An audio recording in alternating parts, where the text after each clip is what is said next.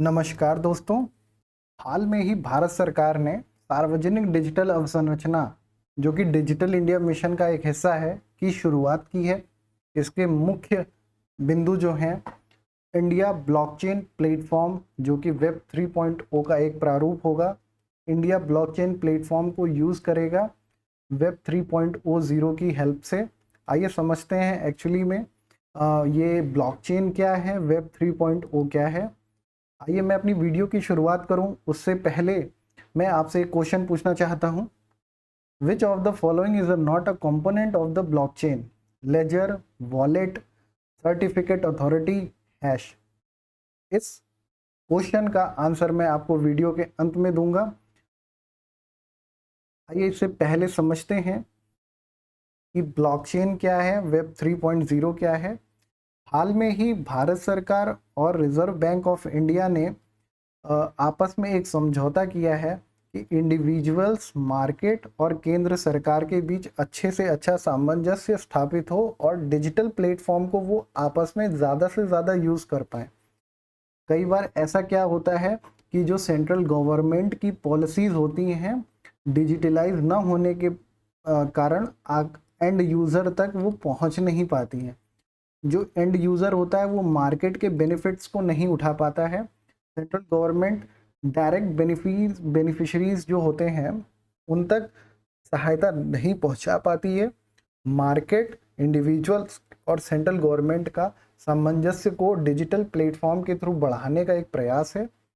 देखिए 2015 से ही भारत सरकार ने डिजिटल प्लेटफॉर्म को बहुत बढ़ावा दिया है। उनने कई प्रकार के ऐप को प्रमोट किया है, कुछ इंटरफेस भी उन्होंने लॉन्च किए हैं जैसे कि यूपीआई बहुत फेमस है। हम दुबई में अरब में यूपीआई के थ्रू पैसे डायरेक्ट ट्रांसफ़र कर सकते हैं अभी। Provident fund, passport, toll. आजकल हमारी सारी कार में एज अ टोल फास्टैग लगा हुआ है जिसके थ्रू डायरेक्ट पैसा कट जाता है।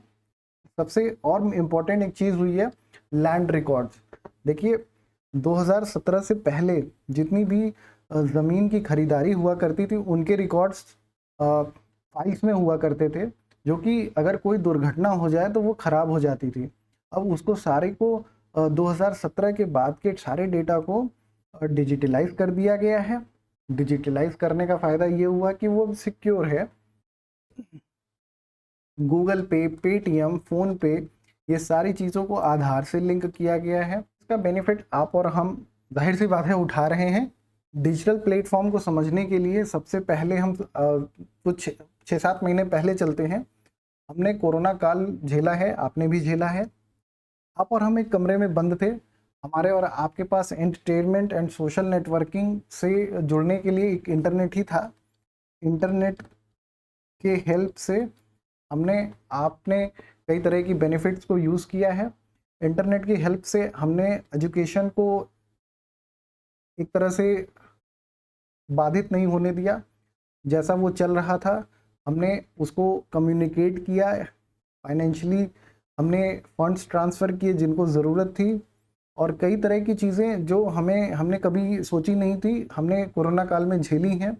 और कहीं ना कहीं डिजिटल प्लेटफॉर्म उसमें सबसे बड़ा रोल था। और अब वेब 3.0 आने वाले समय में वेब 3.0 ही हमारा फ्यूचर है। इसको समझते हैं क्या है।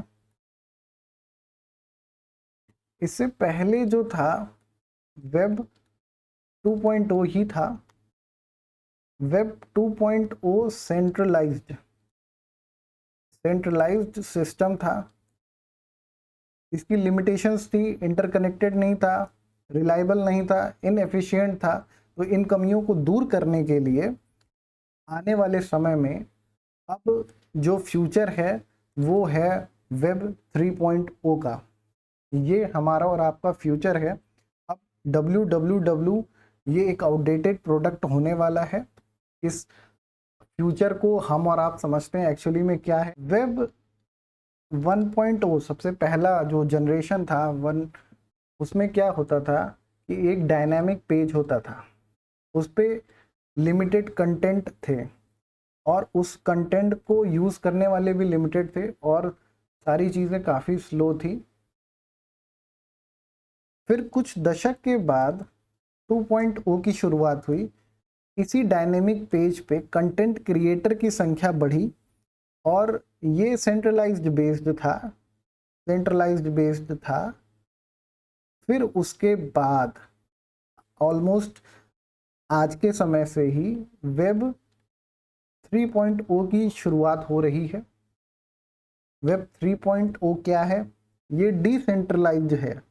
डिसेंट्रलाइज्ड मैं शब्द बार बार यूज़ कर रहा हूँ, मैं इसको आपको ब्रीफली समझाऊंगा। डिसेंट्रलाइज्ड कितना एफिशिएंट है, फास्ट है, डायनेमिक है, हर तरीके से ये फ्यूचर WWO को कैसे रिप्लेस कर रहा है, ये आप अभी समझ जाएंगे मेरे आने वाले उस पेजेस पे।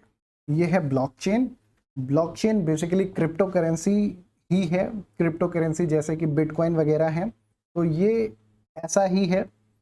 इसमें कोई पैसे नहीं होंगे, ये डिसेंट्रलाइज्ड होगा। आइए समझते हैं क्या है। अगर कोई ट्रांजैक्शन हमें करना है, अब हम ट्रांजैक्शन 500 रुपीज़ के नोट को ट्रांजैक्शन नहीं कर रहे हैं, अब हम ट्रांजैक्शन बिटकॉइन का करेंगे या कोई भी ऐसी करेंसी जो डिजिटल करेंसी है, उसका हम A to B ट्रांसफ़र करेंगे। वो क्या होगा? वो सबसे पहले ब्लॉक में कन्वर्ट हो जाएगा। ब्लॉक में कन्वर्ट होने के बाद सारे के सारे नोड्स को ये डेटा सेंड कर दिया जाएगा।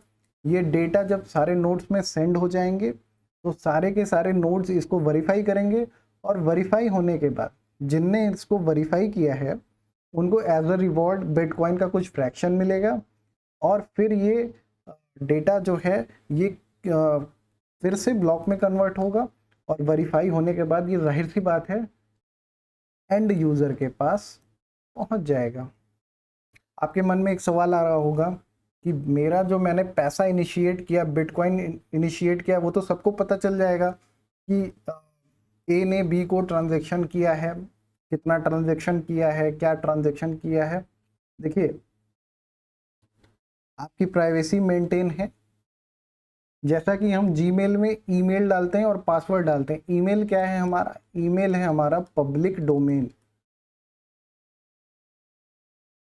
और पासवर्ड क्या है? पासवर्ड हमारा है प्राइवेट डोमेन। प्राइवेट डोमेन या सीक्रेट डोमेन जो सिर्फ क्रिएटर ही जानता है। ऐसे ही क्रिप्टो करेंसी भी एक इसी फॉर्मेट का यूज करेगी जिसको एक पब्लिक की कहेंगे और एक होगा सीक्रेट की।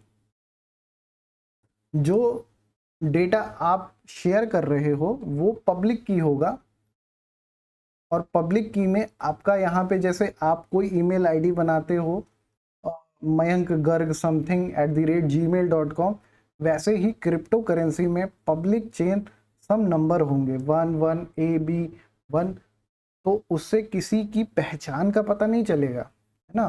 पहचान का पता नहीं चलेगा, वो सीक्रेट भी रहेगा।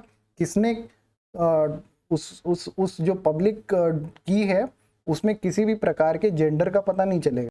आइए समझ लेते हैं ये जो ब्लॉक है, ये ब्लॉक किस फॉर्म में होंगे। ये ब्लॉक एक ब्लॉक जो होता है एक साइड में डेटा को स्टोर करेगा जिसको हम लेजर भी कहते हैं, और एक हैश होगा। हैश बेसिकली फिंगरप्रिंट्स होंगे। और जो तीसरा और सबसे इंपॉर्टेंट होगा वो अगेन हैश होगा बट द प्रीवियस ब्लॉक। अगर बीच में ये ब्लॉक की इंफॉर्मेशन जहाँ से इनिशिएट होगी वहाँ पे तो ये ज़ीरो होगा, लेकिन जो नेक्स्ट ब्लॉक होंगे वो नेक्स्ट ब्लॉक में प्रीवियस ब्लॉक का फिंगरप्रिंट होगा। अगर बीच में अगर किसी ब्लॉक को किसी ने हैक करने की कोशिश की तो वो ट्रांजैक्शन वहाँ पे फेल हो जाएगा।